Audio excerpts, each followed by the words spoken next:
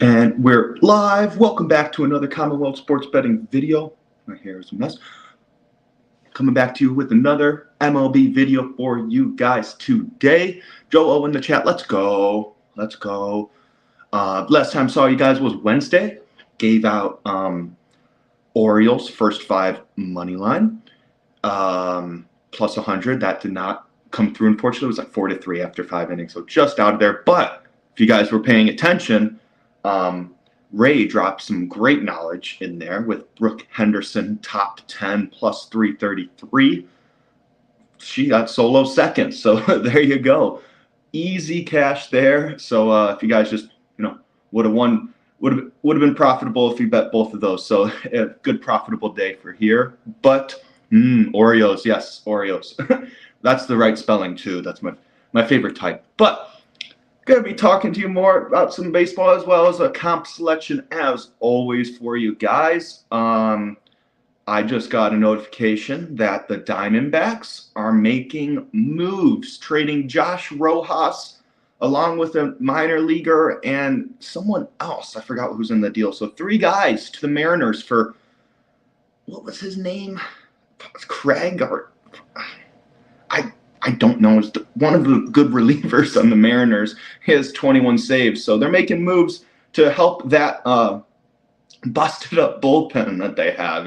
They've been, I listen to the sports radio here in my car, so I'll just have it on, and then whenever I have it on, I'll basically I'll listen to them, of course, and every time it was just another day and another blown save, another day, another game blown by the bullpen. So yada yada. They were getting sick and tired of it, so they went out and got one of the best closers this year with 21 saves. But I think they'll need a little bit more help in the bullpen for that, especially for for a middle reliever or late reliever before the closer comes in the 9th inning. So we'll see what happens. We'll see with other teams. It's still going on. I think they have up until midnight East Coast time. I don't know. I don't know what the exact timing is. All I know is today's the last day. So, but I don't know if the Cubs are going to be selling. Are they going to be buying?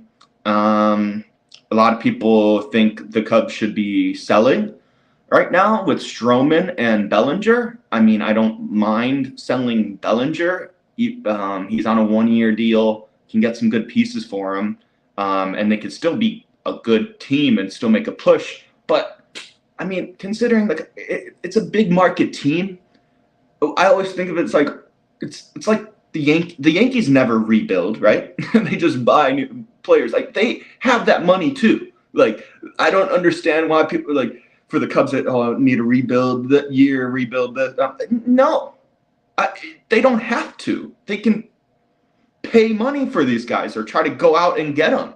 They don't have to operate as some of the smaller market teams like say Kansas City Royals or stuff that people like that, or teams like that rather, because they're in a big market. The branding is, with how the Cubs games were broadcast and early with the WGN television, everyone had WGN in their house with the television, and they played the Cubs. So many Cubs fans are all over, and the logo is one of the more recognizable logos in all of sports. So it baffles me that they have to. Are we selling?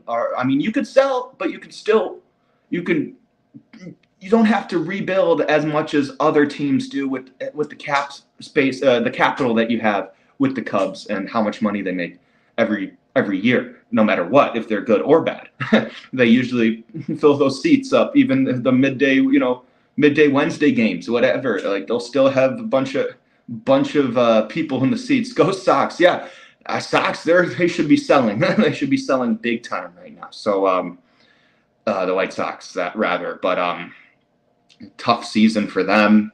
And man, I don't know what to say. I mean, they were coming in really hopeful they were going to get it done. Scout. See, yes, Susan. Scout and purchase. It's a good position. I mean, they can do both, and they don't have to focus too much on the minor leagues. They do have some good minor league players. Pete Crow Armstrong, one of the better prospects out there, just got promoted to AAA to Iowa Cubs for the Chicago Cubs. So they got some good pieces already in their farm system. They can buy it. I mean, they can buy pitchers, buy players and stuff. But hey, I mean, when you think about it, you got to put a cohesive team together. As the top four teams in payroll coming into this season are all, I think, none of them are in position to make the playoffs right now. The Yankees are in last since first time entering August, in last place for the first time since 1990. I saw that somewhere. So I mean, I guess spending a lot is not working out for some guys because you got a bunch of great players. You don't know how they're going to play as a team because you got to have the chemistry, you got to have the cohesiveness, you got to be able to work with each other and stuff like that. But we'll see. A lot more to come. I think there will be a lot more exciting announcements for tonight, watching the deadline. But I'll go on to the comp selection for today. And I'm going to roll with a first five run line. So first five minus a half run. Going to do the Toronto first five minus a half run plus 100 versus the Baltimore Orioles. Toronto is at home. Kyle Gibson and Chris Bassett on the mound. I think I did a video about I was backing Gibson, and now it's the opposite. But I have some explanation and some statistics behind it. Looking at Kyle Gibson for the Orioles, going for 3 straight quality starts, hasn't done it all year. Has had 3 opportunities to do so this year, but never has been able to get that third one in a row. Let up 4 hits, 2 earned runs, no walks against Philly last time he pitched against the Phillies. But last time he let up 2 earned runs or less. Next start, he gave up 9 hits, 5 earned runs, 2 walks to the Marlins, who's not really, they're not really known for hitting right-handed pitching that well. So that's a little bit concerning. So it seems like he can get into a groove of 2 back-to-back 2 good games, but on that third one, he kind of falls apart. So that's kind of what the trend I'm noticing here. He has a decent away ERA with 4.14, pretty decent away whip with 1.16, but face a pretty good right-handed pitching team. I think they already faced him too. He did beat Kyle Gibson did face the Blue Jays already. They did beat him, so Blue Jays might have some revenge here to come back at him. Chris Bassett let up 2 earned runs, 4 hits, but 4 walks in 5 innings pitched against the Dodgers. I think I want to bounce back from 4 walks. That's a little bit too much for him. Last time he gave up 4 walks. The next game he came back with a complete game shutout, with lowering the walk total to 2, only letting 2 hits, 8 strikeouts against the Braves. That's a great performance right there. So he can bounce back, and he most likely will here. Home ERA of 2.24, 0.87 whip. Ridiculous. Great home pitcher. Away pitcher, not so much. But also a 167 opponent batting average when he pitches at home. So home is where the heart is for Chris Bassett. That's for sure. So that's why I like this minus a half run at plus money. I didn't really want to lay minus 130 because I think they're going to be winning that anyway. But client's got a plus 105. I didn't check the live money line for first 5, but now it's minus. I think minus a half run is plus 100 at the win, so you can do that. Baltimore in the last 14 days in the first 5 versus right-handed pitching, 242 average, 306 weighted on base average, 94 weighted runs created plus. That's good for 20th. Nothing eye-popping. Toronto, same parameters, 276 average, pretty good average, 341 weighted on base average, and 119 weighted runs created plus. That's good for 11. So they can score, they can hit some righties pretty well. I think now that the Blue Jays are more familiar with Kyle Gibson too. So after they lost, he pitched against them and they lost. So I think it's a good opportunity to back these Blue Jays. It seemed the trend sometimes is try to look at if the pitcher has faced this team this year already. And if they've won, you're like, okay, well, they should win again, of course, right? Not always the case.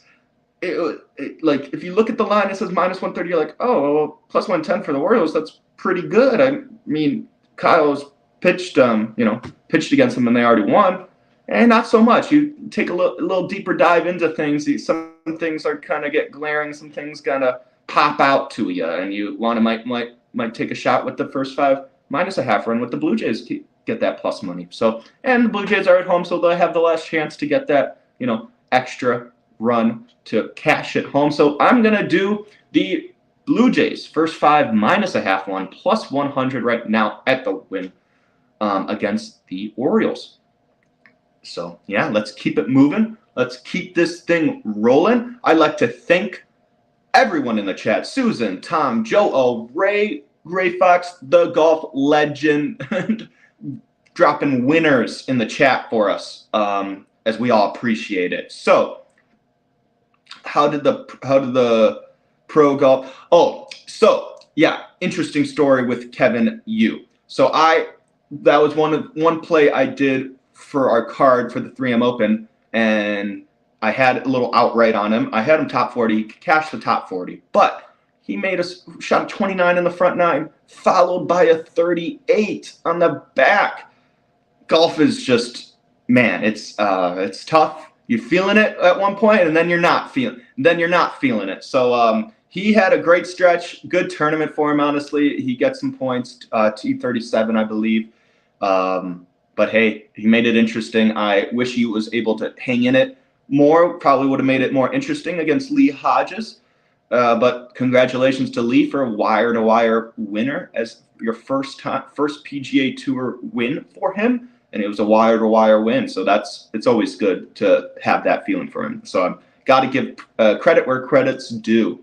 But hopefully you guys are going to be watching the trade deadline moves. A lot of exciting things can happen.